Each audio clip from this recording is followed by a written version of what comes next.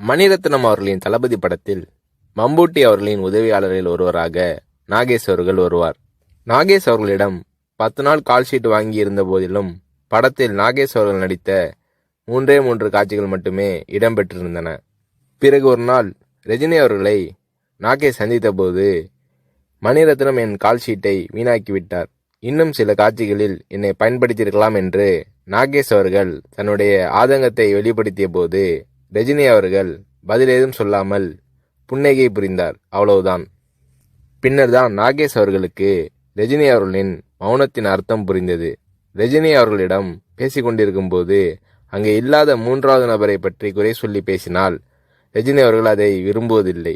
3வது மனிதரை பற்றி பேசுவதோ விமர்சிப்பதோ நாகரீகம் இல்லை என்பது ரஜினி அவர்களின் பாலிசி.